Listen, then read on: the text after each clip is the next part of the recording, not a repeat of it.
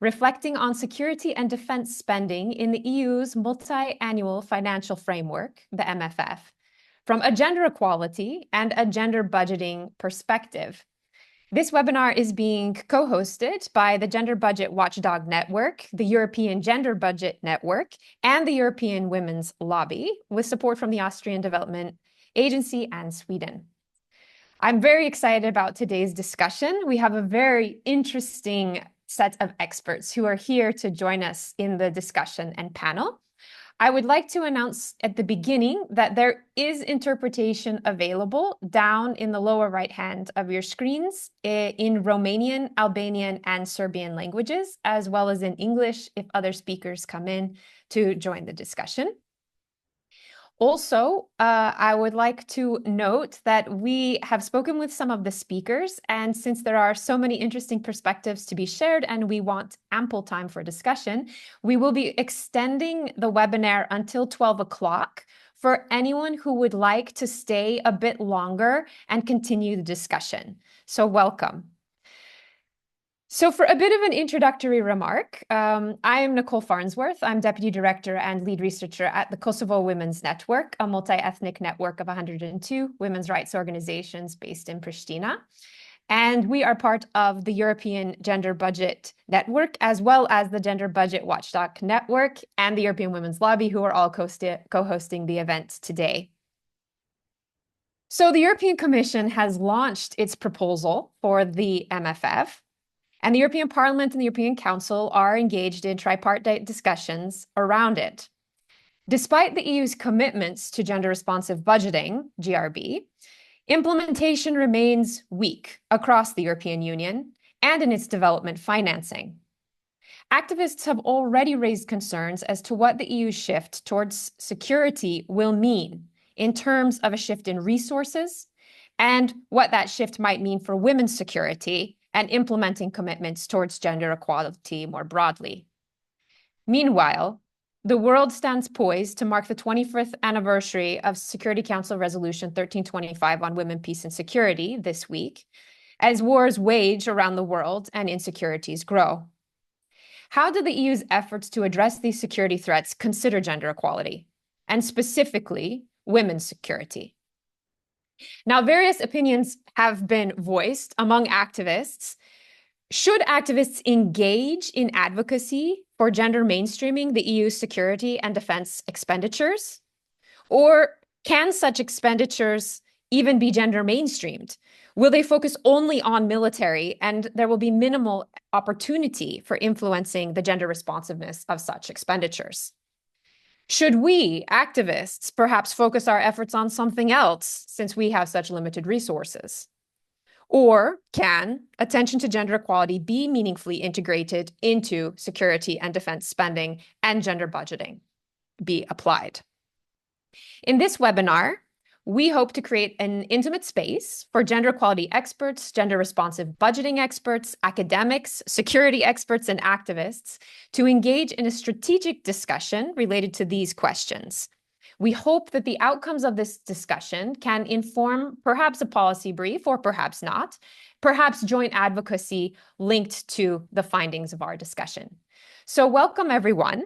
And with these opening remarks, I would like to welcome next Anna Alamaki from Tampere University and Elizabeth Klatzer from the European Gender Budget Network, who will be presenting on some findings that they have from their research with a focus on security and defense in the new MFF, a gender equality and gender budgeting perspective.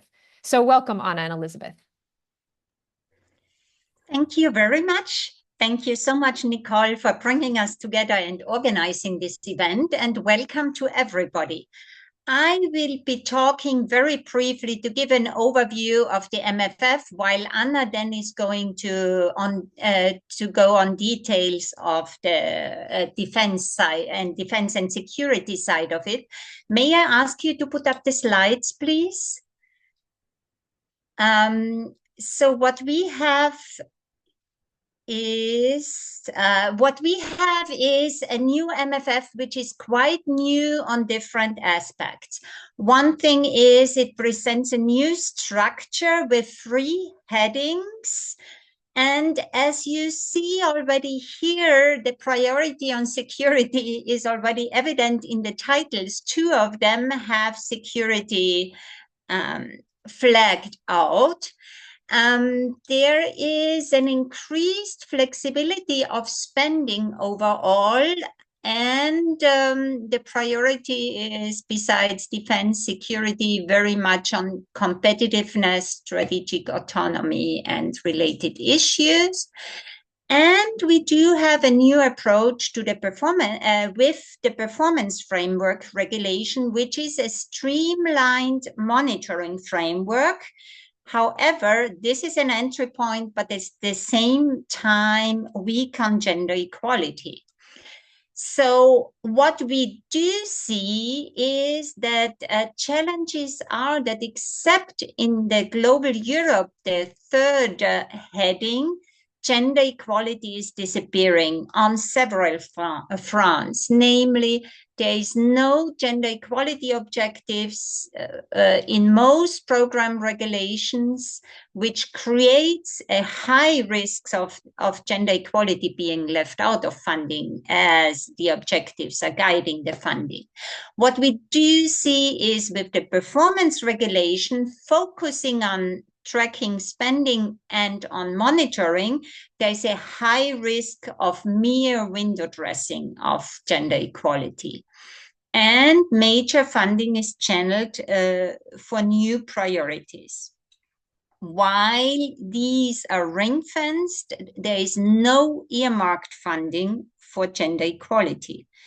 And we are far from having a comprehensive gender budgeting system. First of all, there is no gender equality objectives, and gender equality is not to be a major component of the design of the programs. We do have the gender equality tracking, which is basically continuing with what we have. And there is an exposed monitoring with a limited set of indicators. And by the way, the indicators are by no way adequate to measure gender equality results. We do have, by the way, as I'm going so fast, we just now produced a policy brief on putting gender equality and women's rights at the core of the next EU budget, which is available, and maybe somebody can post it in the link. Thank you very much. So a final point I want to make is to flag the importance of the national and regional partnership programs, which is channeling the whole national level allocations are channeled through these. And maybe you can go to the next slide. And again, here we have one of the 5 high-level objectives for these plans is to support the Union's defense capabilities and security across Europe. There is no gender equality objectives, while other objectives are very detailed, by the way. And there is some, what they call gender mainstreaming, which is a mere application of the gender marker to activities, and a very small description, like a page for the whole plan, on how it delivers, how the principle of gender equality is considered. However, what we do have is that we have a stronger link of the national plans to the country-specific recommendations. And here we have an unprecedented uniformity calling for this defense spending. All member states received an identical recommendation to reinforce overall defense and security spending and readiness. And we have to see this as a background that overall the European semester and the country-specific recommendations are quite undemocratic in its nature and likely to strengthen unaccountable masculine power structures. But that's a topic for a different webinar. However, the reinforcement is done by strengthening the recommendations to the ties and links to the funding, which makes them even more important. And now I hand over to Anna for highlighting the spending side of it. Yes, thank you. So exactly, let's now move to talking a bit more about defense and security spending and how it looks like. And the very first thing that we can note is the significant increase in the volume of this spending, both in euros and in the share of the MFF. So based on the calculations that me and Elizabeth did, in the current MFF, the earmarked spending for security and defense purposes is around 47.4 billion euros. But in the next MFF, this earmarked spending would increase to almost 235 billion euros. And this doesn't consider the common foreign and security policy, it's more the internal aspects of it. So in other words, the EU's spending on defense and security would basically be 5 times as much as now. And we also see here on the right a significant relative increase from 4.4% to almost 13%. And just to put these big sums of money a bit into context, so in the next MFF, there would be 76 times as much money earmarked for defense and security than to citizens' rights, equality, democracy, and rule of law. Then we can move to the next slide and think a bit or look a bit at what this 235 billion euros consists of. So first of all, there is funding for security and defense purposes available across the headings of the MFF and across the funding programs. And the largest pot of money, more than 130 billion euros, is the policy window called Resilience, Security, Defense, Industry and Space of the European Competitiveness Fund. So a new super fund that brings together a lot of smaller programs and focuses on competitiveness most of all. And some money for this purpose will also come through Horizon Europe. There's a lot of different activities that will be funded, but the defense industry and the space industry kind of linked to it are definitely big beneficiaries here. This new fund that Elizabeth also already mentioned that combines all the national allocations will also allocate a lot of money for this purpose. So there will be around 34 billion euros for different kinds of home affairs, internal security purposes through these national and regional partnership plans. This covers asylum, migration, border control, visas, and so forth. There's also going to be 25 billion euros through the same fund for EU-level activities related to these same purposes. And there is also quite a bit of funding channeled to infrastructure projects to enhance military mobility through a fund called Connecting Europe Facility. Next to these earmarked allocations, member states can voluntarily use their national envelopes. So these national and regional partnership plans for related purposes. So some of the activities that are listed there include supporting defense industry, supporting military mobility, crisis and disaster preparedness, and cybersecurity.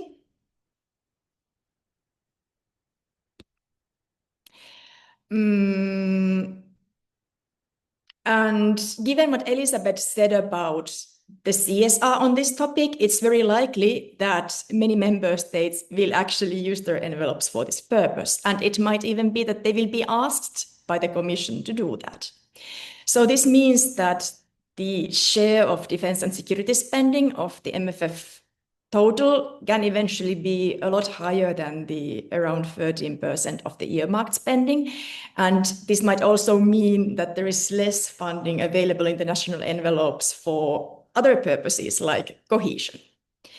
Then the last point I wanted to quickly make, and this is hopefully something that the panelists will discuss a bit more, relates to the gender aspects of this increasing defense and security spending. So what's quite clear when one reads through these documents is that they are based on a quite narrow understanding of security and defense, where human and economic security and well-being do not really have a role. And these proposals legitimize this narrow understanding and disseminate it further to the member states. It's perhaps not surprising that insights from gender research or key issues of the women, peace and security agenda are not present in the proposals. And there are certainly many dimensions to the gendered impacts of this spending on the ground, but just to mention one are the gendered labor market effects. This funding will generate jobs to a very strongly male-dominated sector. And finally, as the last point, the increase in defense and security spending seems to be going hand in hand with deprioritization of social objectives and investment in people. So like you see in this graph on the right, the share of the MFF that's earmarked to the EU's social objectives and people will decrease significantly compared to the current term. So from more than 11% at the moment to 7.7% in the next term. But we will end our introductory remarks here, and I will now give the floor back to Nicole and the panelists. Thank you both so much, Elizabeth and Anna, for all of your research on this. It is so helpful that you've had the time to sit down and really analyze it and provide us with some background that is so important at this time. So now we're going to continue with a panel discussion. We have a very fascinating array of experts here joining us today. We're going to be focusing on the question, can attention to gender equality and gender budgeting be meaningfully integrated into security and defense spending in the new EU MFF? And if yes, how? Each panelist will have up to, ideally, a maximum of 5 minutes to provide some of their own insight from their work, from their discussions, from their research. And then we will open up the floor to discussion with other actors who are joining us today, as well as for panelists to ask each other questions and to continue the conversation. So we will be starting off with Aurélie Boitart, who is a policy officer at the European Peacebuilding Liaison Office. Welcome, Aurélie. Thank you very much, Nicole, and thank you very much for the presentation. It was really good to see things being brought together with this gender lens that is really important, especially in this field.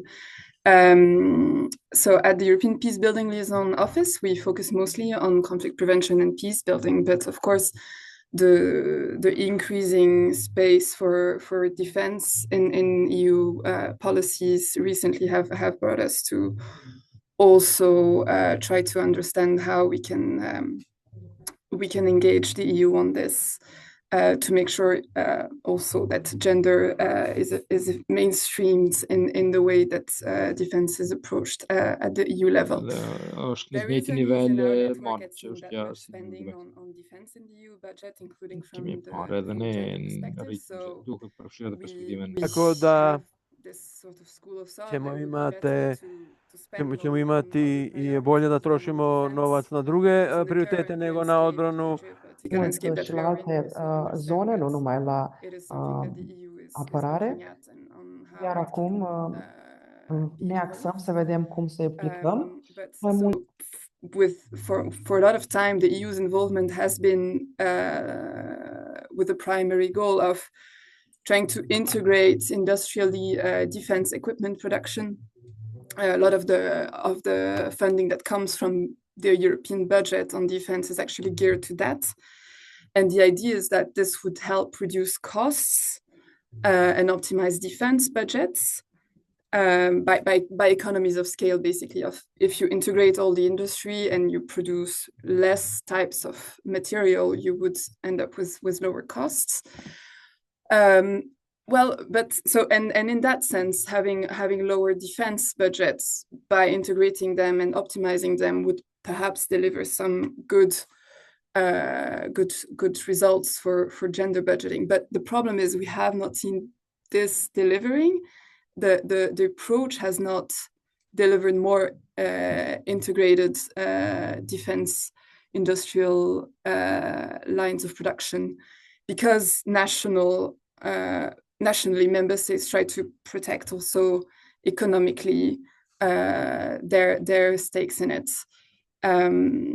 So the fact that this approach has not delivered is also, yes, increasing, I guess, the questions on, okay, but if the EU is supposed to be doing that for that purpose, then how much can we actually deliver given the funding that is involved also?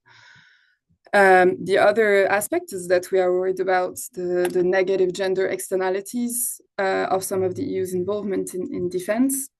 So in terms of criteria for arms exports, for instance, we know that member states remain highly divergent in their practice, and that also has gender consequences in some cases that are particularly high. So for us, it's also a matter of if the EU, through its budget and other policy frameworks, increase its involvement in defense, it also needs to be thinking about the governance aspect of it and how it aligns with criteria also, yes, pertaining to arms exports, but others that are aligned with its own gender strategies, gender equality strategies. So there is that aspect. And then, of course, finally, we are worried that the vast sums that are flowing to defense will defund other priorities, including tools that are tackling peace building and conflict prevention through non-military means. So more with the ODA side of things, which we are heavily involved in. So yes, and in that sense, well, the Global Europe regulation that was proposed this summer by the Commission was offering an unexpectedly high amount for external action funding beyond 2027, and that's very positive, actually, and it's aiming to answer US aid cuts, and that's very welcome in this day and age. But there are big caveats because the Commission is also trying to look for a lot of flexibility in that external action funding. So it's now the question is how you manage to ring fence funding for gender priorities, because the gender targets have been taken out of the proposal for the next budget for external action funding, which is very concerning for us because it's also then you do conflict prevention and peace building, perhaps not geared enough towards gender equality in that case. And also it's in general, yes, preventing ring fencing for every thematic priority. So that's also the discussion now on how we make sure that external action funding delivers conflict prevention and peace building in a way that is gender oriented. Thank you so much. Thank you very much, Arlie. Definitely a lot to think about there. And also in the context of the European Council's conclusions on women, peace, and security, where they make clear the need for gender analysis and gender objectives, and how is that going to be implemented in terms of financing. Now we're going to welcome Hanna Mulinoff, who is a senior lecturer of European Studies at the University of Amsterdam. Welcome. Good morning. Yeah, thank you everyone for being here. Yeah, I'm very happy to discuss this important question that you posed in the beginning of the event, whether activists should continue engaging for advocating for gender budgeting in security and defense at the moment, or whether they should focus elsewhere. And I'm not an activist. I'm, of course, a feminist academic, which also means activism in some ways. But yeah, I have maybe a bit of a different view, but at the same time, I think this question has also been relevant for feminist academics that often work together also a lot with activists, but in terms of what kind of outreach work do we do and where do we address it and how, yeah, what do we try to want to get across? So I really appreciate this question at this point in time. And I would like to suggest to look back at the first von der Leyen Commission first to get a sense of what maybe an answer could be.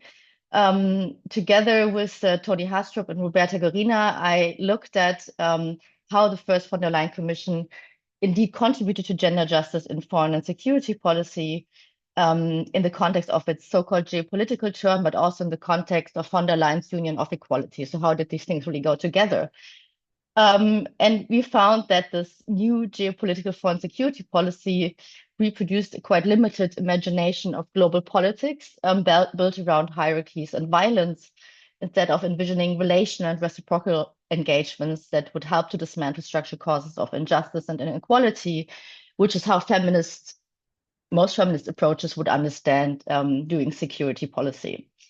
So despite more comprehensive intersectional commitments that we see, for instance, in the Gender Action Plan 3 and the WPS, the Women, Peace and Security Strategic Framework of 2018, and we've also seen that this rhetoric remained, the application to foreign and security policies has been very inconsistent and often already overshadowed by traditional security considerations. We've seen very limited implementation of women, peace, and security in the EU's response to Ukraine, Russia's war in Ukraine, not to speak of the EU's response to Gaza. And what also I think the presentation before already showed, the EU is at best what we would call a liberal gender actor. So focusing on gender mainstreaming in a quite technical sense, on participation, but more comprehensive understandings of intersectionality have been absent, even though there are nods to intersectionality. So that's already not a very good, I think, performance. But when we come to the von der Leyen Commission 2, we see even less rhetoric. We see that gender has been taken out of, for instance, as we already heard, the external spending frameworks. We see even less focus on diversity. That seems to be totally absent now, and with that also less intersectional approach to security and insecurity, which of course also has to do with the political context in the EU. Instead, we see the strong focus on traditional security as in military security and power, and we are observing what I would call war preparedness. It's quite obvious at this point. We have all these policies. We had the strategic compass where WPS is mentioned, but I would argue it's more seen as a means to an end. We have the white paper for European defense, the Rearm Europe plan, defense readiness roadmap, and everything under the heading of readiness 2030. And they're also heading of preserving peace. We have now in the proposal an ability for the member states to take loans for security and defense investments, and much more flexibility also for member states, as we've already heard, in terms of spending. There's also a proposal to reduce barriers for defense investments, such as making it easier to get permits. So we have this immense increase in budget for security and defense as seen in the presentation. And with all of this, we have a further blurring of the lines between civilian and military policies and expenditures in the EU, which used to be quite separate. And also the EU didn't used to be allowed actually in the Hannah, treaties. sorry. Yes? Can you just a little bit speak slower because the interpreters don't have the chance I'm to really catch sorry. everything. I'm really sorry. I'm trying to fit it into the time, but I will slow down. I'm really sorry. So we see this blurring of the lines between civilian and the military policies and expenditures in the EU, which used to be quite separate. And military, the EU budget didn't, in the constitution, is not allowed to be used for military purposes. But with this very typical EU construction of getting it into kind of the internal market through competitiveness and industry and research, the EU has increasingly kind of, well, we could say mainstream security and defense into kind of across all policy fields. And yeah, we see less and less kind of clear lines between civilian and military spheres. So based on these kind of insights and this kind of developments of that I would call military preparedness, I would suggest that focusing on gender sensitive budgets at this time in security and defense is, I could say, maybe pointless, if not even harmful to some extent, if we focus on the security and defense field. Instead, I think we need to have a bigger discussion. I think this is a great place here already for this discussion to focus on questioning and challenging this political agenda of militarization, how this really goes together with feminist understandings of peace, and bring forward the knowledge that there is on gender, peace, and security, which I think is completely sidelined in the EU security and defense policy at this point. And thank you. Sorry for speaking too quickly. Thank you so much, Hannah. Very, very interesting points for us to consider moving forward. And yes, sorry, I didn't mention earlier, please try to speak a bit slower for the interpretation. And maybe also, I know a lot of us know a lot of the acronyms, but maybe for ensuring all participants understand, we can also try to spell out the acronyms we use when we speak. I'd like to now invite Sari Kuvo, who's an associate professor at Gothenburg University School of Business, Economics, and Law in the Department of Law, to share her thoughts on this question. Thank you very much. Can you hear me all right? Yes, Yeah, perfect. good, Thank you. perfect. I don't know why I have. So, yes, I currently work as an academic, but I've also had the opportunity to, on and off throughout my career, go into policy making and particularly work on what's called horizontal topics within the EU foreign and security policy. So human rights mainstreaming, gender mainstreaming, and now for the past few years on the EU's climate and security agenda. So what I thought I would do is say a couple of words on the particular moment that we are in now from this perspective of what it means to mainstreaming issues into EU policy and what it might be relevant for us to look for when we try to sort of wiggle some more gender into the upcoming plans, both policy plans and the MFF. And I'd say, I mean, having worked within this policy space, also the policy space of EU crisis management, security and defense, making sure that these horizontal topics, usually human rights, gender, women, peace and security, are on the agenda. It's always hard work. It doesn't happen out of itself, and it hasn't yet taken a sort of, it hasn't become automatic for the institution to remember these things. And one can have lots of analysis of why that is so, but one reason is simply that there's so many priorities, there's so much happening. So it's not always easy to stuff everything into the same documents. And with that in mind, then looking at the current shift towards security and defense, a shift that's, I think, is happening for, the world is changing and the EU's place in the world is also changing. And with that, we need to we also need to adapt and change our ways of operating. So in a way, this shift towards security and defense makes perfect sense. It was very interesting to hear Anna's, and I don't remember the first colleague's name who spoke, who showed the budget, because when you actually look at the plan of MFS, when you read the policy documents, there's a lot of language also about the need to defend democracy, defend equality, defend social cohesion or the European way of life.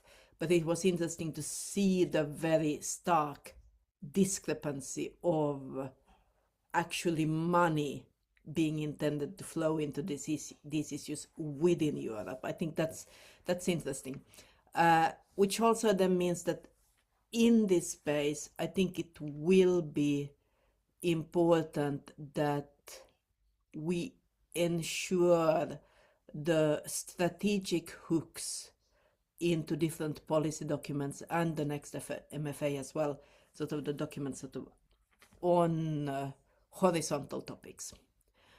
I also think that given how the world is changing and how the EU policy is changing with it as well, probably one needs to have another think of what kind of language is used around horizontal topic. I mean, we've been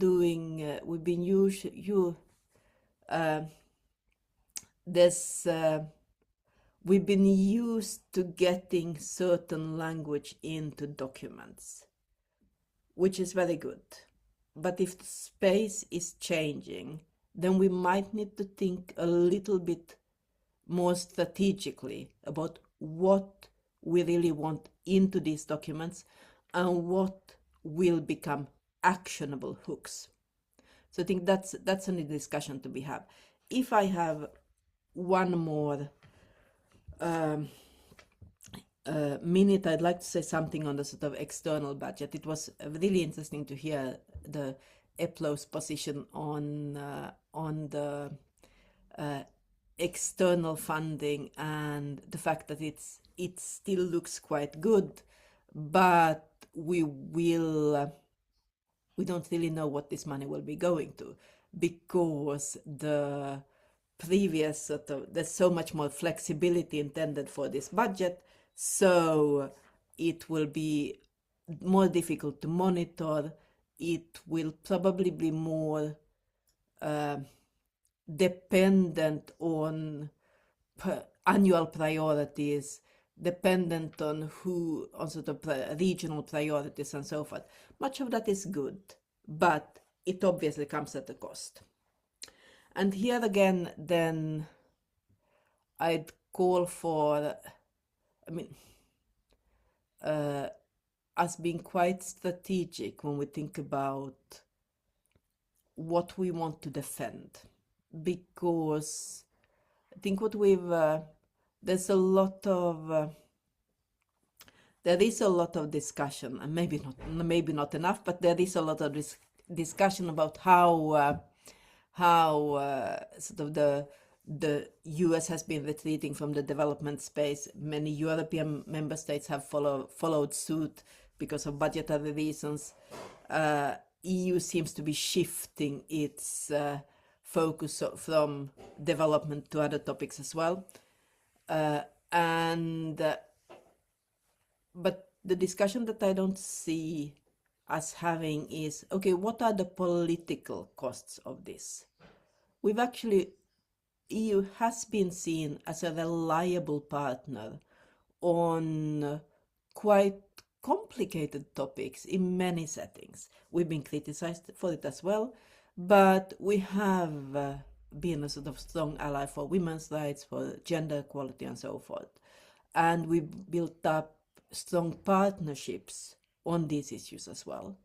I think it would be useful to be able to show the possible political fallout of no longer being as committed to these issues, and shift away from a story of just less development in a way, towards a political story of what it means committing less to women's rights and to gender equality. Thank you.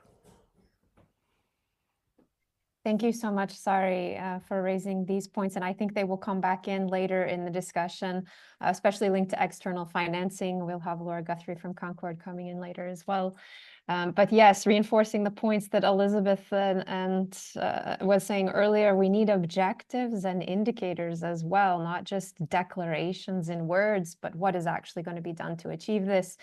And as an activist, very heartfelt, we feel personally, all of us activists, the need to make clear what are the costs of not investing? What's this going to cost Europe not investing in gender equality? I'd like to now welcome into the discussion Anastasia Mondeser from the Gender Associations. Welcome. Thank you so much, and thank you everyone for joining today. So I am working with Gender Association. We're a consulting firm that focuses on women, peace and security and provide technical assistance to member state and actors. So I will discuss maybe a little bit more, less from the civil society side and a bit more from the technical support. And I hope to make a contribution in that area. So now that we are very deep into the discussion of the multi-annual financial framework, and it's clear that the focus has shifted. The language of this negotiation is about defense, it's about competitiveness and security. And it's also, I think, and we should reframe it that way, it's about collective resilience. But what's striking for me is what is not being said. It's the fact that gender equality has almost disappeared from the conversation, that we have dropped binding gender targets, and instead, even the global Europe framework promises very broadly full mainstreaming of human rights and gender approach without any commitments or indicators. And we all know that when accountability disappears, gender becomes everyone's responsibility in theory, but no one's in practice.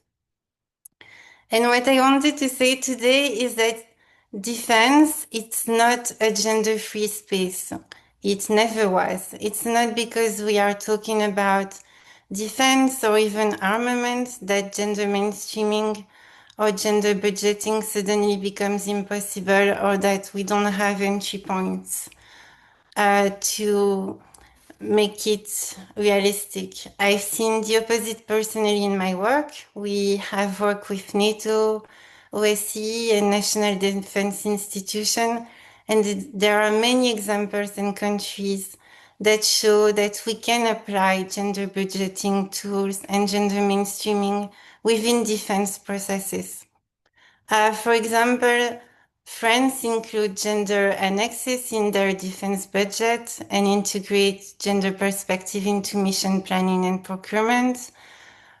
Sweden applies gender budgeting to its gender equality agency across all levels of decision making, including defense. And even if we look beyond Europe, Japan and South Korea also include gender annexes in their defense budget to account, for example, for personal welfare, for infrastructure, operational needs in gender weight. So when we say that defense is too technical and too fast moving or too urgent for gender budgeting, which we have heard a lot those past few months by many actors, I don't think we're being accurate. I think there are many examples that show it can be done. And when it's done well, it can make defense stronger. So to answer the question of today's webinar, how do we make gender visible again in the negotiation on the MFF? I would say the European Parliament still has an important role on that, even if we are too advanced in the negotiation now, and it can't rewrite the MFF line by line. It can make this part of its consent process. It can push to link gender equality to performance reporting and review in progress during the midterm review step. It can push the Commission and the Council to report on gender impact across spending areas, including defense. But maybe the bulk of the effort should be, in terms of advocacy, should be targeted to member states because they can lead by examples, especially with the emphasis on voluntary contribution that we see in the new proposal.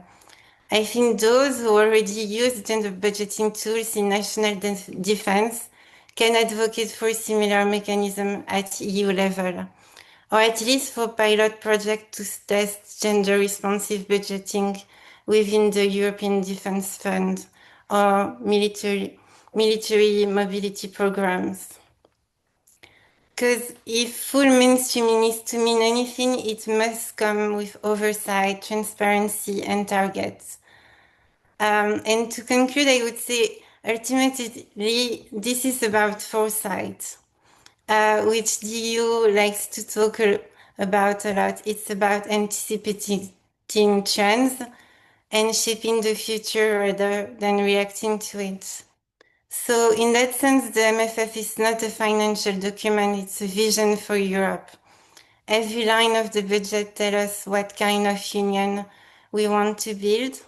If we only fund weapons and hardware, but not people, system, and values that make security sustainable, then we risk building a Europe that's secure on paper, but fragile in practice. So I would say yes, the MFF for this term has an emphasis on defense, resilience, and preparedness, but that doesn't mean it should be emptied of equality. I will conclude my intervention now, but I also just to react on some of what the great speaker have said on militarization, that we do have an international framework on arms control that includes gender mainstreaming consideration and that is binding for the EU. So, for example, the Arms Trade Treaty has a gender-based violence component and obligation to take it into consideration and mitigate the risk. And it's also about reminding actors of the hard-earned gains that have advanced gender mainstreaming in hard security for the past 2 decades, and to hold the line where we are. Thank you so much.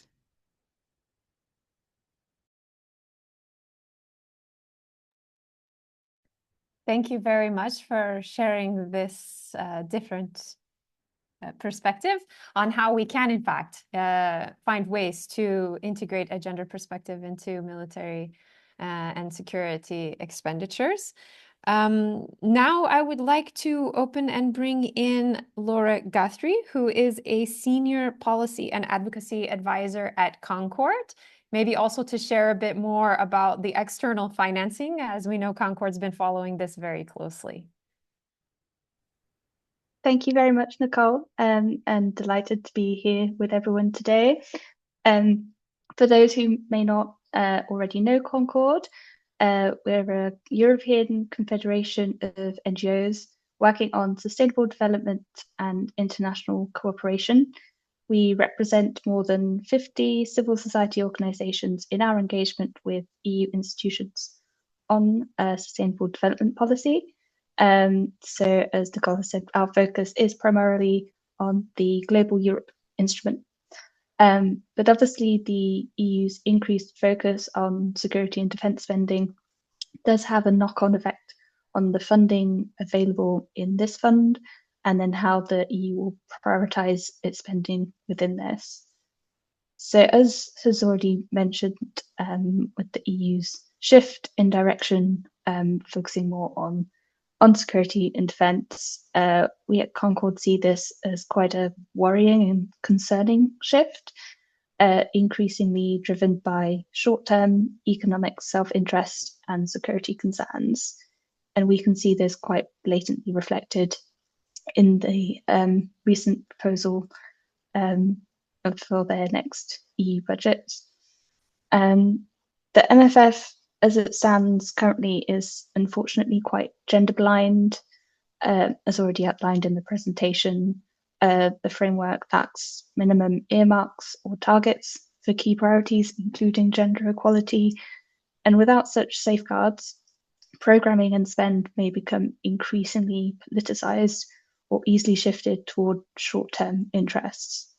Without having mandated targets, there is no mandate to ensure that gender is incorporated into the EU's actions and activities, and that makes gender equality very easily sidelined.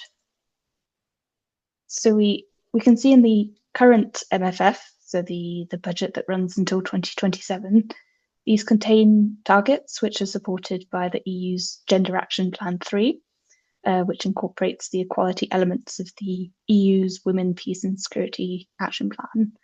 And this current 85% target of all new actions throughout external relations contributing to gender equality and women's empowerment has been critical in ensuring a gender lens is applied to the majority of new actions implemented by the EU. The discrepancy, and especially the absence of such targets between the current MFF and the proposal for the new MFF will be very obvious in the EU's engagement with its allies and partners. So that draws on Sari's point that we should be pointing out the possible political fallout of no longer being seen as committed to these issues, which will be detrimental to relations ongoing and the EU's reputation and visibility in this space. The next Gender Action Plan 4, so the EU strategy on prioritizing and implementing programs that bring gender equality into its external actions. The current one runs until 2027, and the GAP 4 will be aligned with the next MFF, so to run from 2028 until 2034. And this will be drafted in the coming years alongside the MFF negotiations. So as Concord, we are pushing for both the MFF and the next Gender Action Plan to contain a target of 85% of ODA to go towards projects that have gender equality as a significant or principal objective. So this relates to the OECD marker G1 or G2, with 20% of ODA going to projects which have gender equality as their principal objective, so marker G2, and a dedicated target of at least 5% of ODA to support women's rights organisations who are critically underfunded, and they are the ones on the ground who are able to implement and deliver on these objectives. We believe that such targets can ensure more meaningful integration of gender equality and gender budgeting into the EU's external actions, which will then also impact and be integrated into EU defence spending in its external action within the Women, Peace and Security strategy.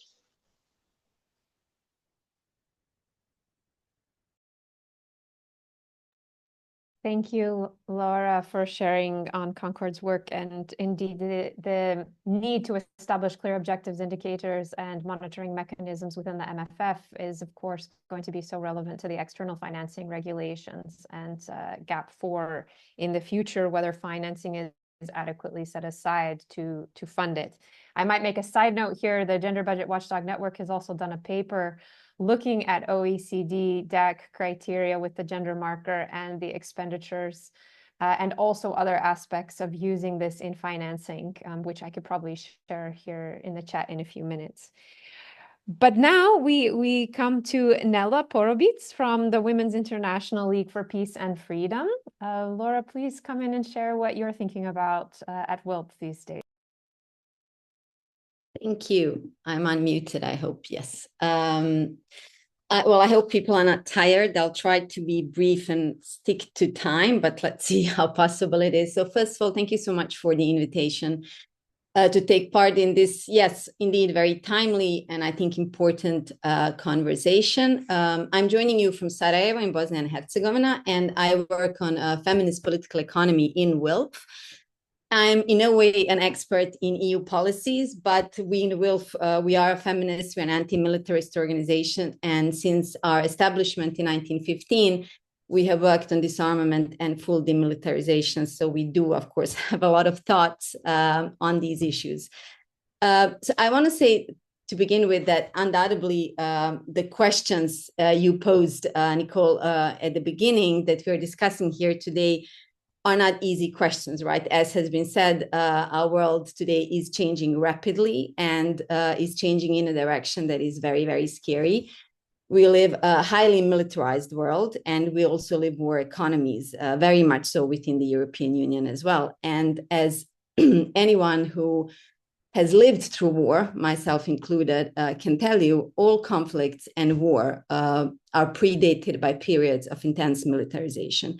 And this is not a scare tactic, it's a fact. Wilf is strongly opposed to the whole project and narrative of rearmament of the European Union, and of course the financial implications that come with it.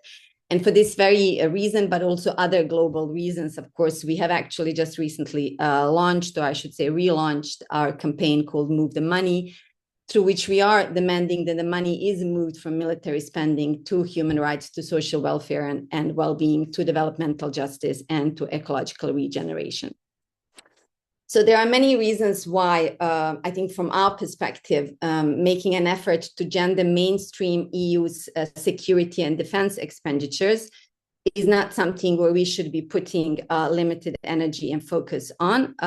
In the interest of time, I will name just few, and then we'll see where the discussion takes us. So firstly, any attempts to push for gender mainstreaming, I think would in fact mean an endorsement of this agenda, explicitly or implicitly, even if we do it with a critical lens. So I think we have to ask ourselves then, what do we imagine our gender equality agenda, our feminist agenda, will gain from such an endorsement? And even if there might be some gains in short term, although I do think this is debatable, in the long run, it will lead to weaponization of gender equality. And we have seen this happen already. We've seen it with the WPS participation pillar, which now these days is implemented more as women's rights to participate equally in the military forces than being used as a tool for equal share of in political and economic decision-making in power positions, which was the intention. For Wilf, this is not a trade-off that is worth it. We cannot endorse an agenda that ultimately will crowd out resources for investments that are essential in creating an environment for gender equality to happen. So investments in social infrastructure, in education, in health, in environment, and of course also in international solidarity.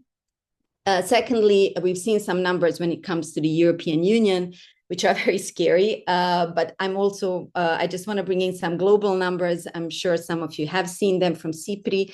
World military expenditure has reached $2.7 billion US dollars in 2024. So these are the numbers for 2024. They don't even capture the 2025 yet and the years to come. And I think we really need to think carefully about how we understand this availability of funding for militarization and the willingness to increase it further, how that stands in stark contrast to the claim that there is no or not sufficient funding for development and especially for official development assistance, as we've heard before, specifically for peace and gender equality. So the financing gap for the Sustainable Development Goals now stands at $4 trillion US dollars. So I think the question for me here is, do we need to gender mainstream military funding, or do we need to actually urgently work on reversing this path? Because I think there is also this greater point to be made that people are not only, of course, they're predominantly dying from direct warfare, but there is also these unhidden numbers where people are also dying because of the militarization processes that happen in European Union, but also in the world. So it might not be visible from within the EU borders, but it's certainly felt by those that are dependent on the development assistance that is shrinking. And this is, I think, where feminist organizations, at least, need to be putting their energy, and not just in stopping the trend of cutting the development assistance, but of course to increase it. But also, I think we have to think about transforming the development assistance, because currently it is also gripped by a neoliberal agenda, which is tightly connected with the militarization. So to add to what previous speakers were talking about, the need to have this political discussion, what does shrinking official development assistance mean? I think we also, and I very much agree with that, but I think we need to add another layer to that discussion, and that is, what are the current effects of the current development assistance? What are the ideological frameworks that encompass it, and how we need to transform it to truly be working towards gender equality? Thirdly, let's imagine then that gendering military spending, because that's what we're specifically talking about today, of the European Union does bring some short-term benefits for the women of the European Union. I don't really believe this is possible, but let's pretend this happens. The consequences, good or bad, of this cannot really just be viewed from as an internal matter, right? As feminists, we in WILF, we really look at the effects of militarization beyond the immediate experience of those living in European Union in this case. So increased military spending, gendered or not, means more death, it means more precarity, it means more displacement, it means more food insecurity, it means more environmental disasters elsewhere, because what is produced and invested in European Union doesn't stay in European Union. And we all know where it goes. It goes to Gaza, it goes to Sudan, it goes to Yemen, it goes to Syria, it goes to Ukraine. And it goes wherever the profit can be made out of an industry that actually trades in death. To this, we also need to add, and I think acknowledge, that the whole discourse on European Union's security has thus far meant also heavy militarization and weaponization of EU's borders, with violence, torture, and death in its wake, also with very much gendered effects. So currently there is nothing with this increase in militarization that indicates that things will change, that the continuation of militarization and weaponization of EU borders will not continue. I think they can only actually get worse. And finally, I was recently reading in Financial Times, they came out with this data that said that the European arms factories are expanding at triple the speed, which is a scale that is, according to Financial Times, unprecedented in post-Second World War era. So EU countries are ultimately using public money, either raised through taxes or loans, to boost private profits of the military-industrial complex and banks. So while the people of the European Union are offered this narrative of so-called security and defense, but I think maybe we also want to challenge the language of defense, maybe it's the offense we're talking about, what they're really getting in return is less money available for their well-being and an increase in sovereign debt. And it is in the consequences of these political choices that the gendered implications were really being seen. You know, when the schools are closing, when jobs become more precarious or disappear, when hospitals are not providing and delivering the gendered quality medical assistance we need, when elderly are not being taken care of. And I mean, at least in this room, we all know what happens then, the social reproductive labor, the unpaid care labor, of course, but also the devalued paid care labor falls predominantly on women. And in the context of the European Union, it also falls predominantly on women from racialized communities.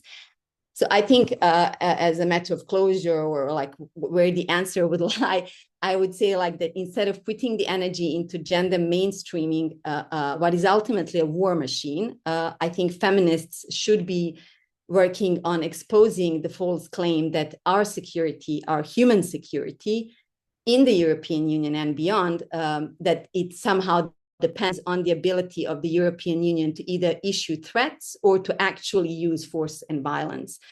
I mean, this belief that peace and security can only be secured or guaranteed by the very tools that threaten it really must be dismantled. And this is where the energy and focus needs to be put. We need to be demanding investments that make peace and human security possible, not be preparing for war, no matter how, you know, gender mainstreamed it is. Thank you. Thank you so much, Nella. I would bring in here next and our last panelist for the discussion before we open it up for further discussions, Mary Collins, who's the General Secretary of the European Women's Lobby. Good morning, everybody, and thank you so much, and both to Anna and Elizabeth as well for giving us these overwhelming figures and a real insight into where we're going. So we cannot deny that the MFF is actually taking place in a very agitated geopolitical context, and we can feel everything is shifting underneath our feet. So what is the response? The question you posed is a very challenging question. Should we engage? Should we not engage? How do we ensure that gender budgeting, gender mainstreaming is part of that? So I think that when we do talk about security, automatically what comes to our head is conflicts, borders, military capacities, drones, cyber resilience, etc. But I think we really need to start shifting the meaning of security. Security means freedom from violence, equal participation, and trust in public institutions. And as civil society organizations, we believe that our role is to really push for another interpretation of security. What does actually security mean? And within that framework, obviously, gender equality, women's rights, gender budgeting has to be part of that. But I just also want to say we shouldn't forget where we've come from in order to move forward. So first of all, the European project is a project of peace. While it's been completely challenged for the moment, it was a project of peace. Secondly, I just want to highlight that the European Commission adopted a roadmap on women's rights in March this year, which contains 8 principles. They're principles, but it's a political declaration. And I think last week, around the 16th of October, the 27 member states endorsed that roadmap. Now, I think that sends a very strong political message, and it's something that we cannot ignore. We also have the Court of Auditors report from 21 that really shows that our spending is not meeting the objectives of the European Union in terms of gender equality. And also, let's not forget, we have a European Commissioner in her title has preparedness, crisis, and equality.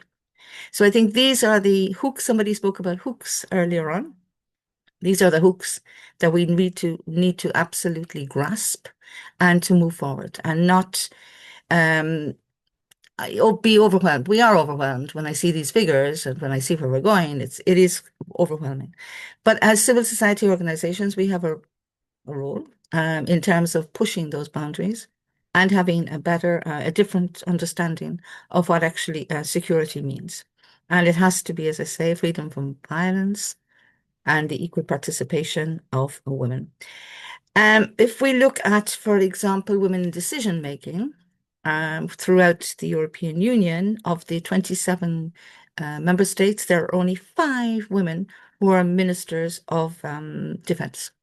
Now, that's also very telling because we also need to have more women at the table in order to also influence the understanding about what security actually means and the impact of the spending if we're only going down the road of militarization. And previous speakers spoke about all those consequences, so I'm not going to repeat them. But as I say, there's only 18.5% of women in Europe that are ministers of defense. So these are issues as well, I think, that we need to look at.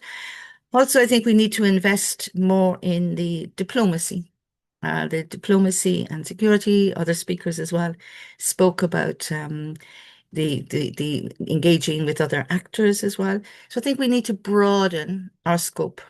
And I think this webinar today is really a fantastic start. The conversation has only begun. Let us be very clear about that. It's not over yet, and nothing is over until it's done. Somebody mentioned as well the European Parliament has a massive role in this, so let us not forget that. Let us engage. Let us have more discussions. Let us really enter into more thorough discussions about somebody said about the political consequences if we don't invest. It's going to be catastrophic. We all know it's going to be catastrophic for the future if we don't take these issues on board now.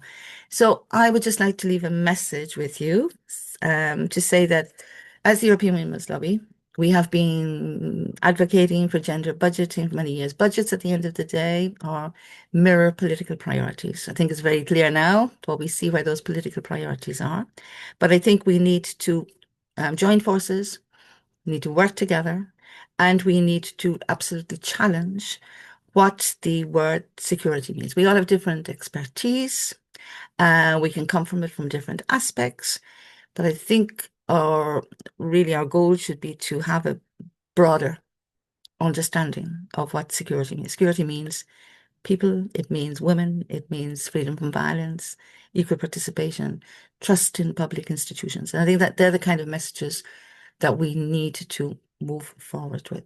And as the European Women's Lobby, we're very happy to engage in that with different actors, and we move forward together, because this is, when I see those figures that were provided at the beginning, it is overwhelming, and we can see where that shift is, but it's up to us now to make sure that it has a very different and broader meaning.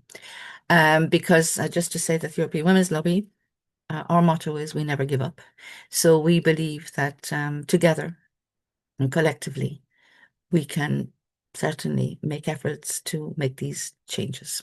I'll leave it at that because so much was said in the by the previous speakers. So I hope that we'll be able to continue this. And once again, thank you so much. Thank you so much, Mary. And we agree, never give up. And building coalitions was an important part of our thinking behind organizing today's event. We've met with many different actors who are here today in different spaces, and we thought it will be great to bring everyone together and to think on this difficult question together, while also considering what are the opportunities for what we can do together in the future and opportunities for joint advocacy. I would like to just mention that today's recording will also, the recording of today's discussion will also be made available publicly, so people can also access this.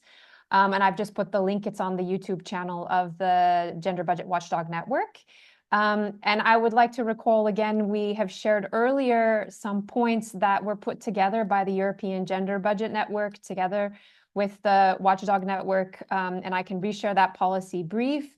We are hoping, which mentions many of the points that were raised today and can also still be adjusted and adapted. But we are hoping really to build a coalition with all of you and with others to see how we can work together to pool our very limited resources and to advocate for indeed attention to security. Let us not forget that human security from Amartya Sen is underpinning the Sustainable Development Goals to which the EU has heavily subscribed and included in many of its policy documents. And others have mentioned today so many other aspects of EU commitments to peace and security in a broader definition that we indeed need to raise awareness about together and promote. I would like to now open up the floor to anyone else who is interested to come into the discussion. As said at the beginning, we were supposed to end at 11, but there were so many interesting perspectives, speakers, and thoughts we wanted to leave time for a continued discussion. We can have here, if the speakers want to ask each other questions as well, or if the audience wants to ask questions or share information. Thank you to all of you who have shared information in the chat. This is really useful for our continued work together. I would ask you, if you want to speak, if you could please just raise your hand, and we will go one-on-one in the order in which the hands are raised. Please introduce yourself, and as well, try to stay within 2-3 minutes so that we can leave time for various people to come in and continue the conversation.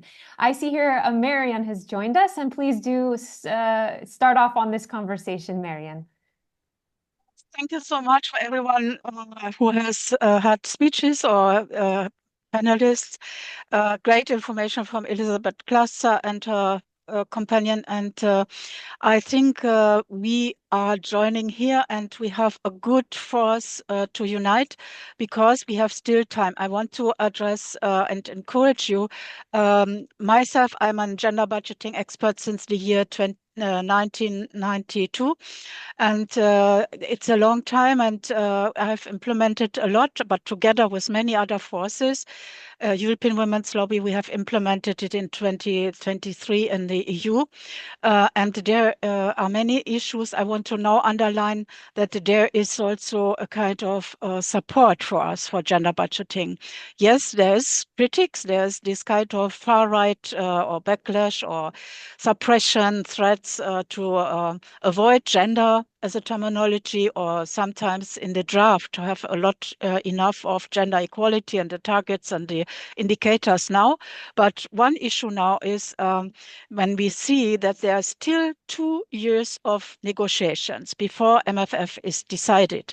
So we are here in good time to meet and now approach month by month by month to the different entities, to the EU Commission, to the Budget Control Commission, to the parliaments, those who are democratic and feminist. The FEM committee has a lot of members. Even they have a few far-right members, but this is terrible. We avoid them.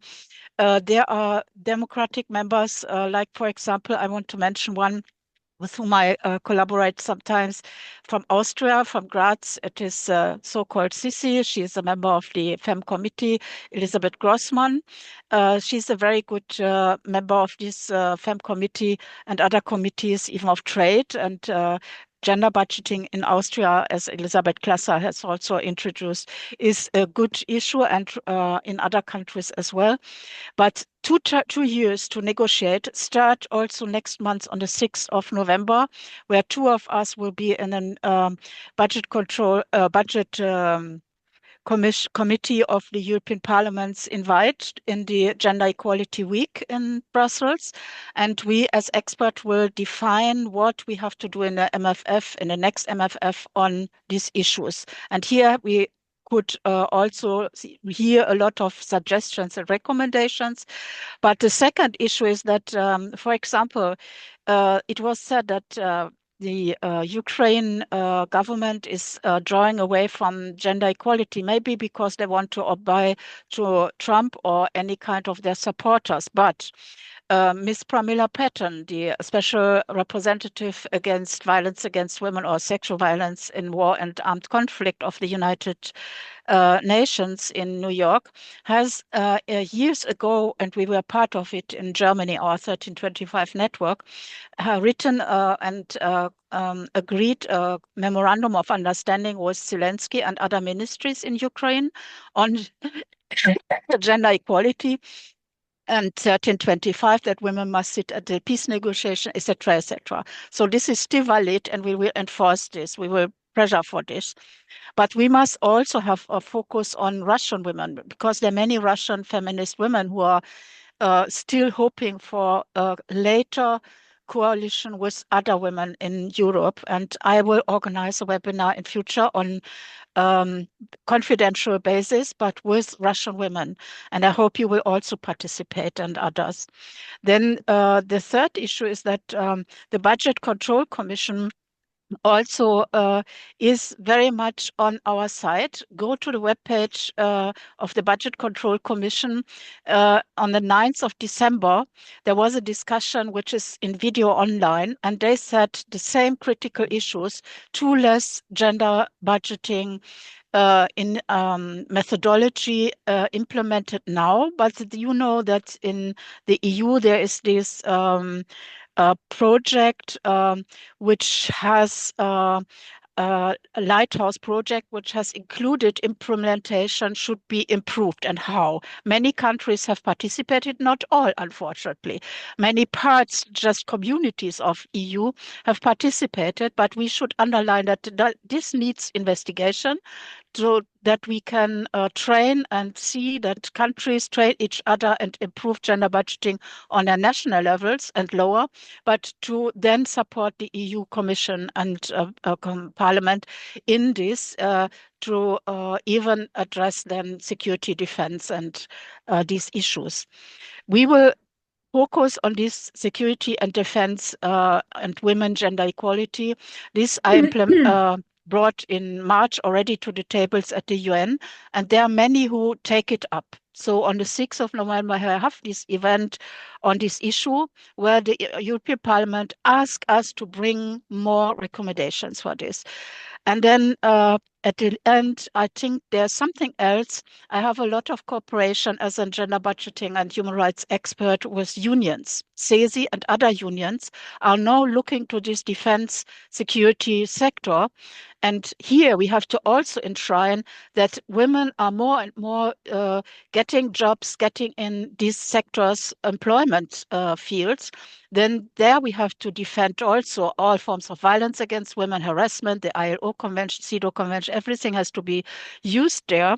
And also we have to see that women are at the end in the peace negotiations, also as in all jobs all around.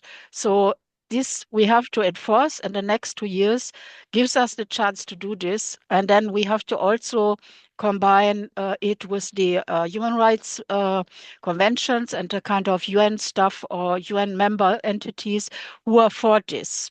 And I really, at the last thing, want to thank WILPs, because beside this, to make this gender equality coherent, we have to also make a plan B, which is financially an issue in gender budgeting in the next MFF, hopefully, but it is politically. We need a plan B to limit all kinds of attention or attitudes towards, okay, let's be militarized, let's invest more, let's grow it.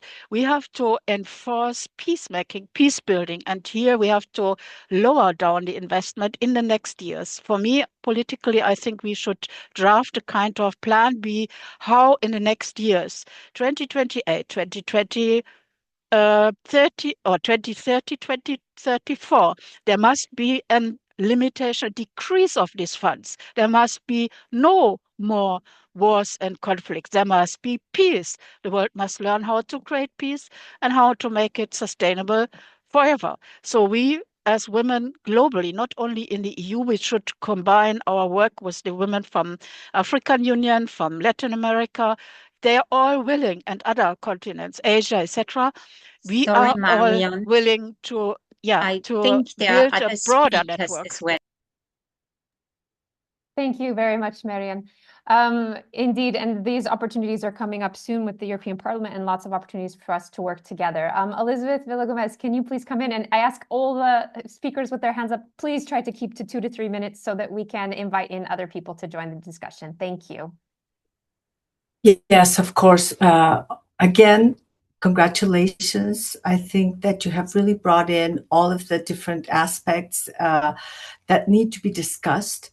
And I was just thinking out loud, and maybe one of the some of the speakers can answer this, but I think really having listened to everything, really the strategy is, of course, no war and no militarism, but here we are.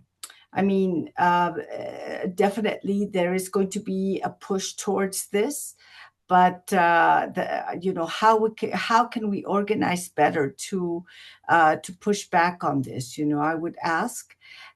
First of all, I think we already heard some of the ideas from some of the speakers, and then I think.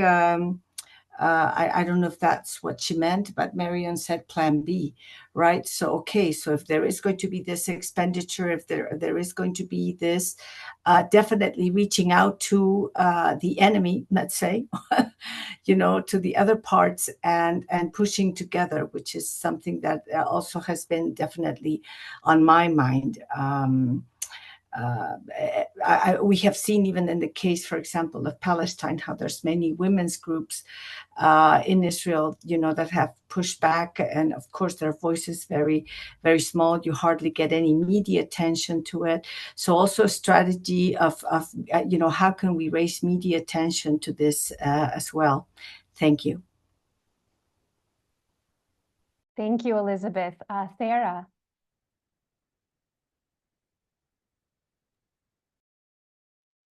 Yes, I also want to thank you for this seminar. It's very interesting and excellent presentations. I do agree with what Elizabeth and also was brought forward by Nela and Mary Collins, that we have to make an alternative plan. And what we could do is we now know, because of the data presented here, that what is being planned to invest in war. So what can we do if we switch this money to peace building, to diplomacy, instead of accelerating the reasons for in peace dialogue, peace building, dialogue, diplomacy, and a new security concept. I think this is very important. What does investment in peace dialogue as compared to investment in military? Because we should not forget it is not only bad for human rights, women's rights, but also for the environment, which will be affected. So that is all the cost that it brings, this military in complex. So I had an experience. My name is Thea van Os, and I'm a feminist economist. I had an experience about this, and if you allow me, a very short experience in Colombia in 1984, where I worked there. There was a favela where there was which was a slum against there was a slum, and in the middle of the slum there was a lot of waste. And the women wanted in the middle of the slum a school and a childcare facility. But the men, they wanted to have a police station, because in that favela, they were shooting every day, and every day there were people killed with knives, etc. But the women insisted that security for the environment was better than the police station. The police station could control the whole environment, but when the children were in the middle, the women could watch the children from each other, and they could work and increase their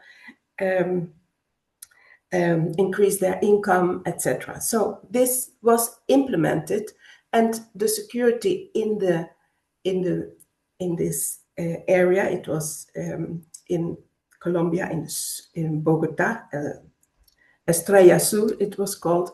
The security increased because of the children being in the middle, women having more income. And so this is an example in practice that security should be defined in another way. And I thank Mary Collins for bringing this forward, and also Nela Porovic for changing the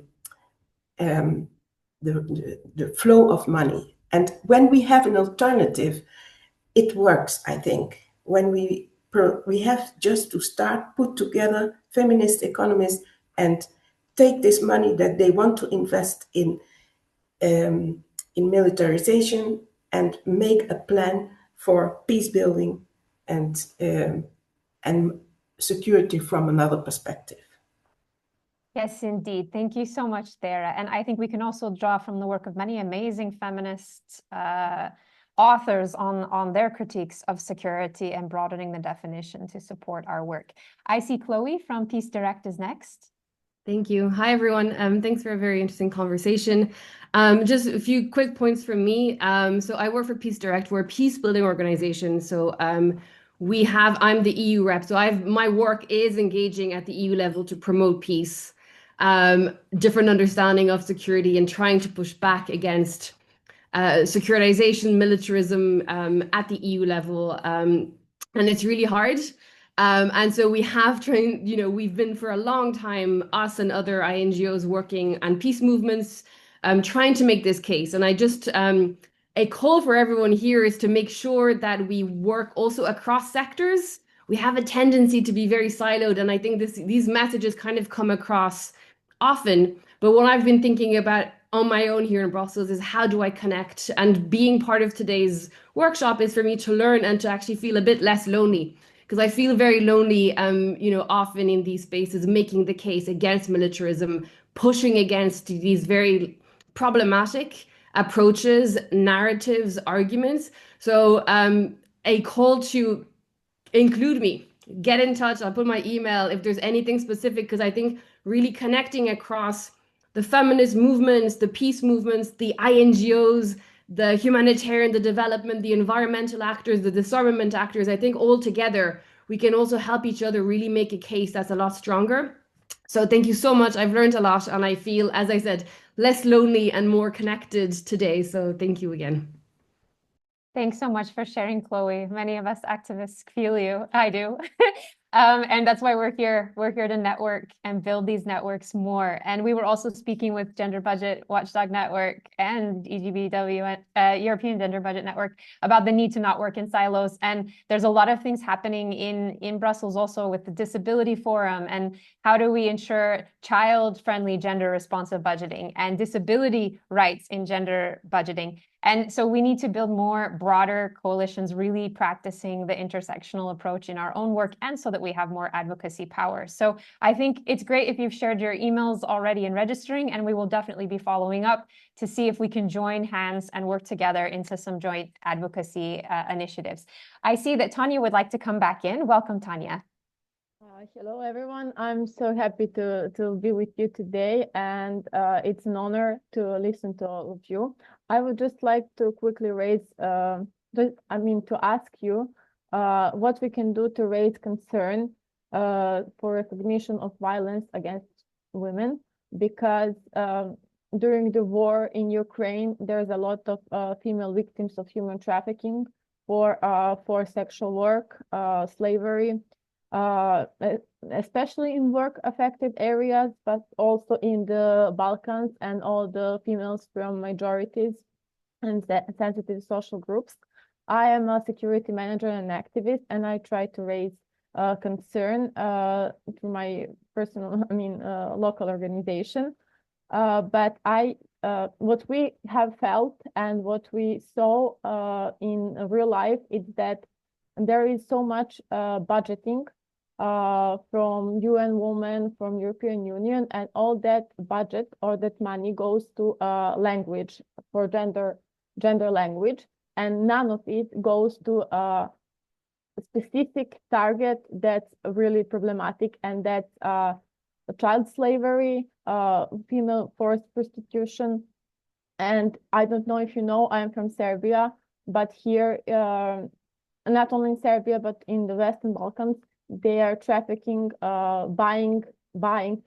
purchasing wives from Albania or from Kosovo, and that's so terrible. And no one is raising concern about this, or it's some really little group of people that they don't have finance to raise this matter. So I would like to ask you to try to raise awareness about this. Thank you, Tanya, for bringing this in. Such an important point. I remember in our first publication on domestic violence in Kosovo, we called it "Security Begins at Home." Indeed, because all the focus was on military and arms, and there was no focus on what was actually killing women on a daily basis. So this is such an important perspective for us to keep in mind from a broader human security approach, for sure. Anastasia, you would like to come back in, please. Yeah, thank you so much. I would like to react. I think that was an excellent point to not focus only on language and to maybe nuance a little bit what a few of the speakers have said about the need to suggest an alternative dimension of security. I think EU has extremely ambitious framework on gender equality. It's not only a project about peace, it's a project that recognizes gender equality in the treaty, Article 2.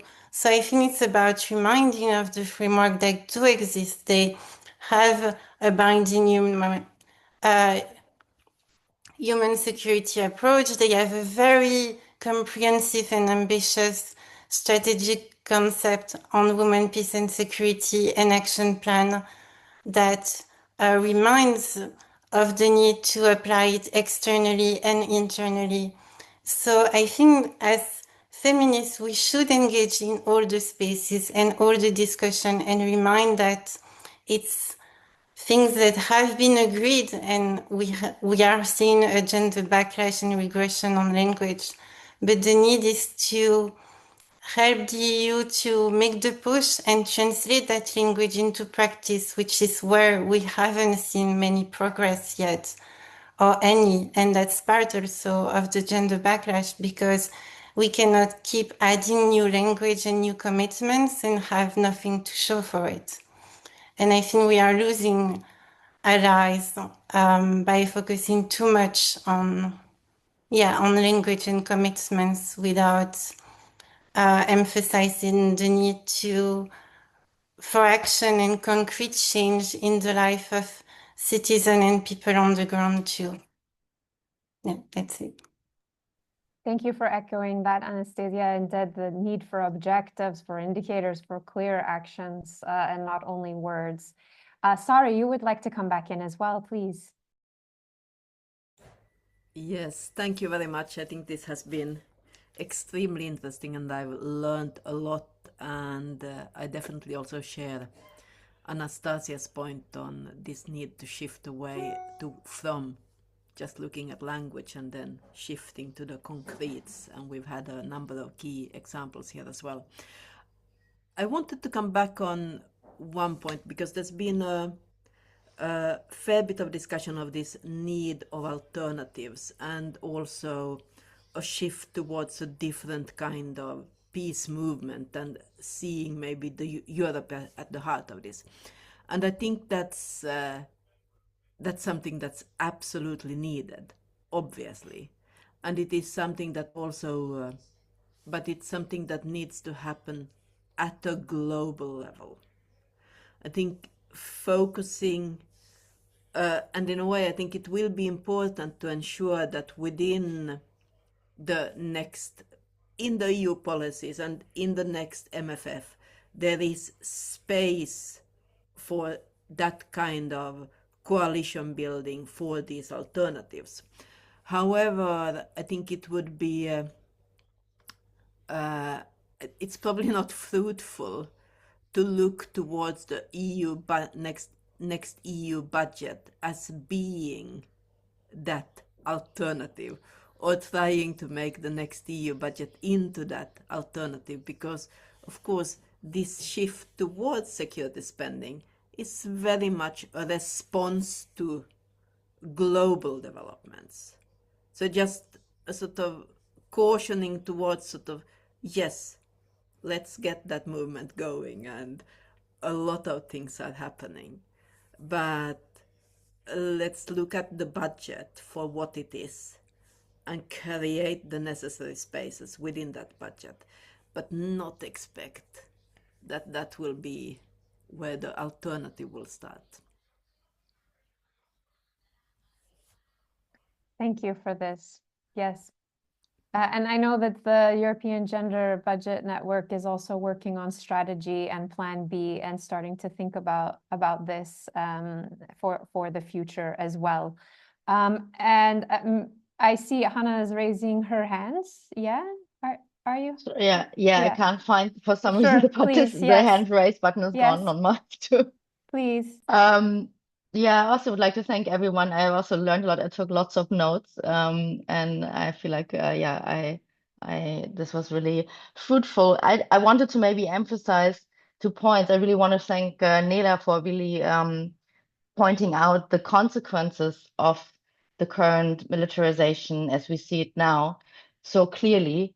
And I think what we do really, I think we tend to shy away from this discussion around militarization, or how can feminist understandings of peace and security go together with military approaches, which in my mind, I think they hardly can, but there might be different positions on this. And I also wanted to underline a point that also Nela made, is that I think we need to be a bit careful with the idea of just going back to how things were. And kind of idealizing the EU as this perfect gender equality actor. Of course, there are inroads there, and there have been inroads there, and there have been ambitions. Even we see that on paper, or that we see in practice, have often also fallen short. But I would rather think of the EU also as a problematic actor in the past, that's not only really a peace project, but also has been kind of a colonial project to some extent. And we've seen a lot of research also on the youth implementation of the peace and security agenda that points to very problematic dynamics in how the EU has kind of, which knowledge it has used in, for instance, its peace building missions, very much focused on the knowledge of the global north, etc., etc. So I think we need to also be a bit careful with this idea. We should just go back, but we need to, yeah, I think we were working on transforming what was there, but now really see we have, yeah, it's going quite some steps back. And for this discussion, I also feel like we should be more aware, and I think we are aware, but we are not maybe talking so much about it in the foreign policy domain, about the political context this is all happening in. And of course, what we're seeing does reflect the shift to the far right in Europe. And I also wonder what it means if we're increasing our, yeah, if we are not challenging the idea of increasing our defense budgets to this extent, and then at the same time see more and more far-right governments in Europe, which then have, yeah, very strong military power.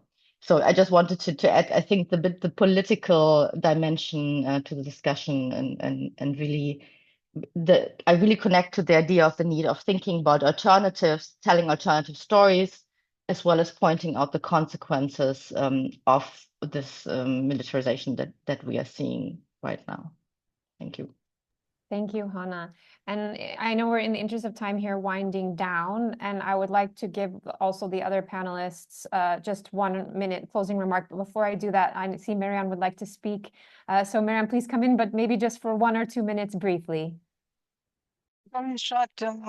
First of all, please support what European Women's Lobby has planned to enforce the EU to ratify CEDAW, because indicators in finances or in any kind of analysis should go along each human rights article of CEDAW, but all the other 9 all together. And then even on age, which we have not a convention, but it's coming. Then it means we strengthen ourselves if we support this also, because CEDAW has always supported since 2004, since we have brought it to them in Germany with our alliance, that they also want gender budgeting in countries, and they recommend countries to do it. And if the EU will ratify CEDAW, it will strengthen our gender equality, because there is the best practice example that since a long time CRPD, I mean the Convention on People with Disabilities, has been ratified. And since then the EU has the Parliament, the Commission, and have done reporting to this CEDAW committee, to the CRPD committee, and this strengthens the national countries all together then, and we can get influence, and it would then fall down also on the part of how to work with the methodology in the budget, the gender budgeting, human rights budgeting, and this is a methodology. So one of our issues is not targets and indicators only, it's impact assessment.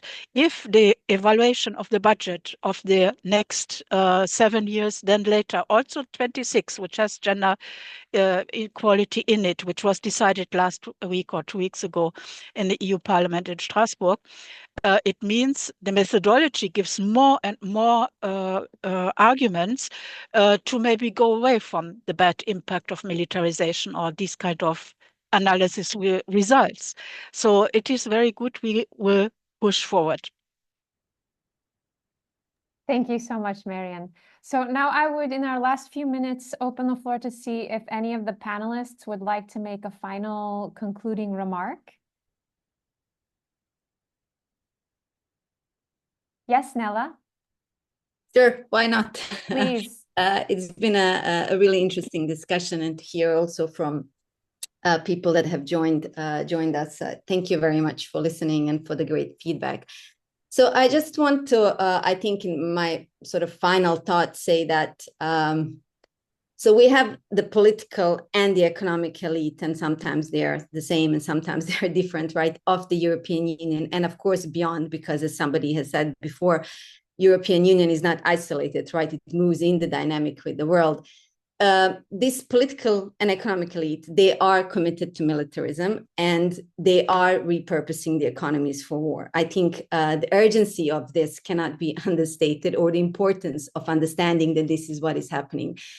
And as a result of that, we have a financial gap that is not for the commitments in human security. And this gap is not a random gap, right? It's created by a very deliberate political and economic choices. And these choices are committed, or these politics are committed, they are committed to militarism and they are committed to patriarchy. We know that militarism and patriarchy tightly knit together and feed off each other. So it's not really a surprise when we say, oh, there is a gender backlash. Gender backlash always comes hand in hand with militarization. I mean, not always, but they do come hand in hand. And there is a commitment to capitalism in its worst destructive form. The trade-off for these political choices is our environment, it's human rights, it is our gender equality, the ones we have actually fought for and gained and managed to gain for. It is our human security, it is our social justice, and of course it is our international solidarity. These are the trade-offs. And I agree that, it has been said we have very many good documents and frameworks to hold politicians and the elites, their political and economic elite, accountable against these good documents. But I would urge feminists and women's rights organizations and all the institutions and organizations, state and NGO alike, that say that they want to support gender equality, to understand that when you are preparing for war, which is what the European Union is doing, you will have war. And there is no level of gender mainstreaming of military spending that can make us avoid that war, or that can make that war any different or safer or easier on women. And even though we have this discussion within the framework of the European Union, again, what the European Union does and how it does it will affect people way beyond its borders. So it's not just the women of the European Union that are at stake here.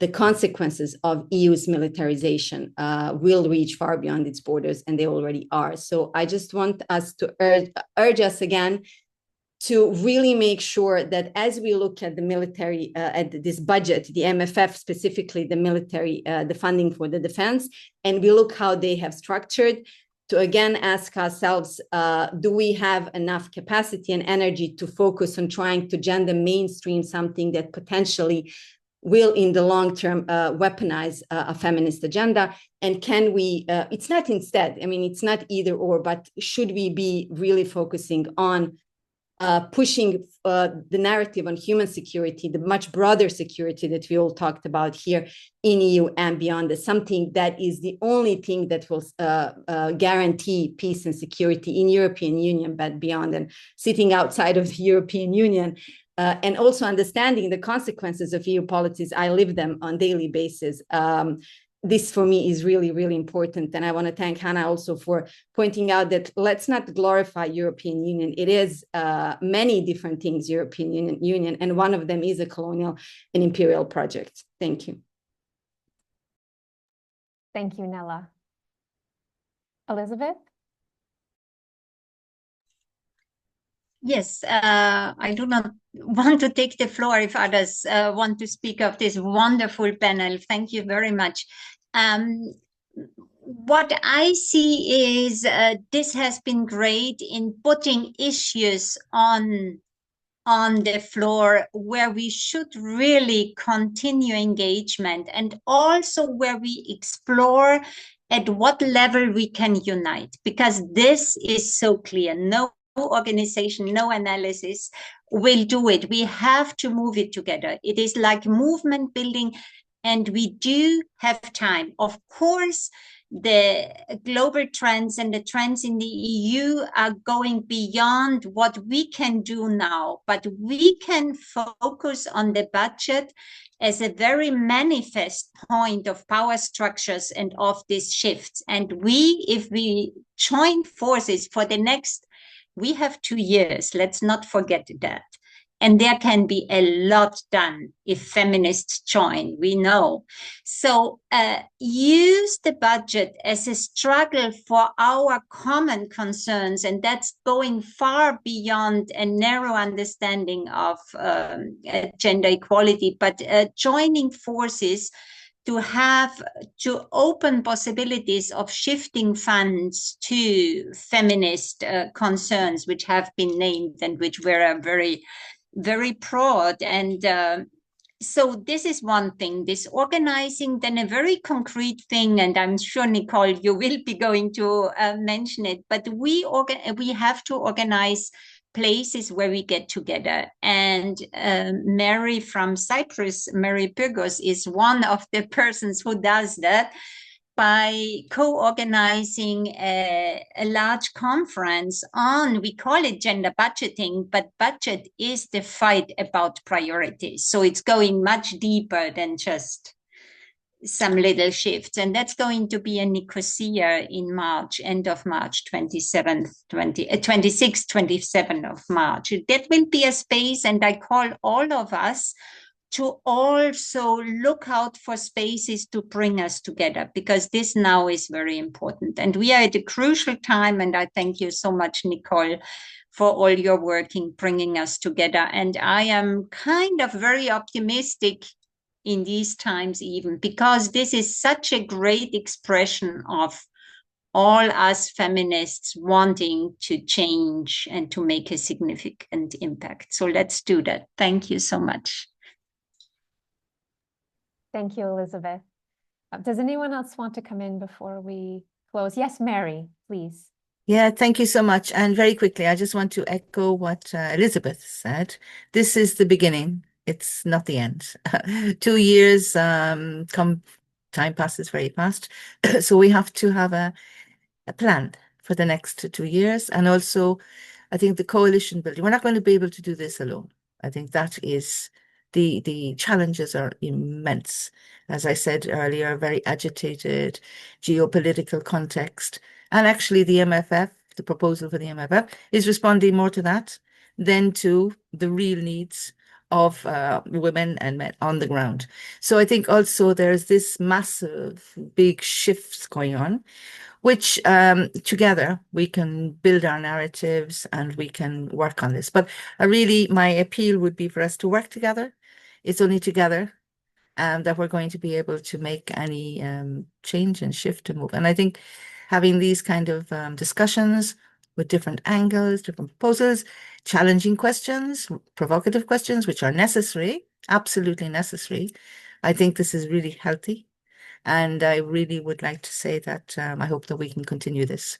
And we also, the European Women's Lobby, we will be organizing a short event on the 2nd of December in the European Parliament. Excuse me, we'll send some information to you, but it's an in-person, very short event. But again, these milestones are really important. So we have to plug them in all of the way. And perhaps at some stage we should keep kind of a mapping of what's going on where and who's go, etc., so that we can really build our collective voice around this. And I just want to say finally that having worked on the previous MFF with Elizabeth and with Anna Hellemakirsi, I'm really happy to see so many interested voices and parties. I think we did this in a very lonesome way in the past, but it shows that the challenges are immense. And it's not just for the EU, it is for the world. This is a very critical time, a shifting period, and it'll all depend on how things go for the future. So it's for now and for the future as well. But I think together we certainly can have our voices heard. So my appeal to you is let's join forces. And thank you once again for this. Thank you so much, Mary. And Laura. Hi, thank you. I wanted to echo what Mary was saying, the importance of coming together and coalition building. I'm also organising an event at Concord on the 20th of November on women's rights organisation funding under the MFF. So I think part of working together is mapping all of the engagement that we're all collectively doing as a way of making our voices stronger. I also wanted to emphasize the point that engaging on the MFF is not solely in Brussels, that we do make sure that there's engagement in the country. So those of you who are based within, I know we are quite broad, spread out across Europe, but those who are based within member states to do reach out and engage with the MEPs when they're back in their home constituencies with the member states, particularly now is the crucial time to be doing that as the member states and the parliament are building on their respective positions as they go into the negotiations. So the next 6 months are quite crucial in shaping that ahead of the negotiations that will take place over the next couple of years. So wanted to share that and thank the organisers for organising this webinar and for everyone for participating today. Thank you so much.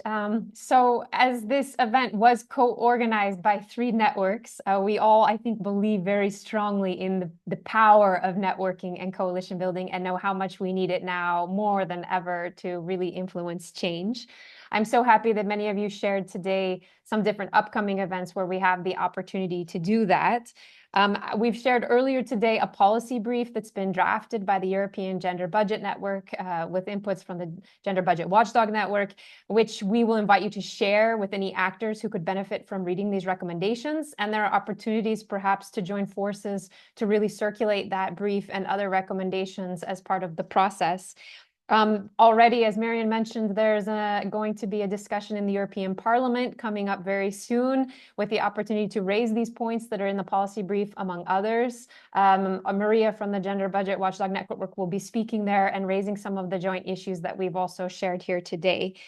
There's then, of course, in addition to what was just mentioned by Laura, going to be, and the European Women's Lobby in December, 2 other opportunities for trying to influence the agenda with our shared advocacy points. And then, of course, Cyprus, as mentioned by Elizabeth. I hope others can come as well, but that will be an opportunity where ministers will be present as Cyprus is holding the presidency, that we can also try to raise our voices. I love the idea for mapping events and a calendar, and I might share, we have your emails for registration. We won't be sharing those further, but maybe we will follow up to ask you if you would like to be part of a joint calendar or a joint sharing of events so that we can keep each other in the loop and maybe cut down on all the emails we have to send every time someone is organizing some event that we all hope we all will be present at.